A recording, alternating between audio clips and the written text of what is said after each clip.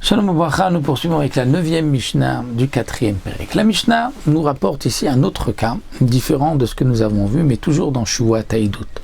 Nous avons vu que lorsque quelqu'un vient devant de témoins, il leur dit « Venez témoigner en ma faveur », qu'un tel me doit de l'argent, et qu'eux disent « Nous ne savons pas », ils jurent, et ils ont juré à faux, ils apporteront un korban au Lévi Yored en fonction de leurs moyens.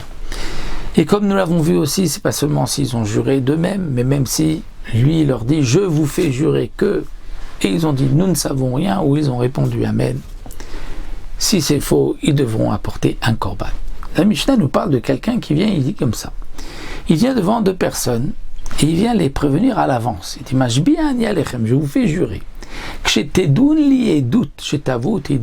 si demain vous allez savoir, vous allez voir, vous allez être présent, vous allez être témoin de quelque chose en ma faveur, que quelqu'un me doit de l'argent, eh bien qu'à ce moment-là, vous allez venir au Bédine et témoigner en ma faveur.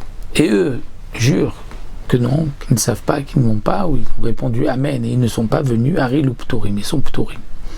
Pourquoi ?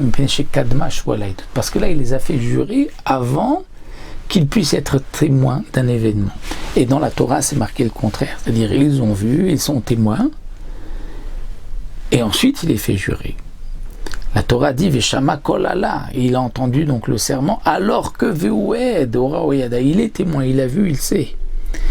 Donc il a su avant qu'on le fait jurer. Mais le faire jurer avant qu'il ne sache, qu'il ne puisse venir témoigner, ça ce n'est pas possible. Et donc dans ce cas-là, il n'y a pas de Shuvat Haïdout, c'est-à-dire il n'y a pas de korban. Bien sûr, il ne pouvait pas jurer ainsi, mais il n'y a pas de korban dans ce cas-là, puisque il n'y avait pas eu de yédia, de témoignage avant la Shuvah.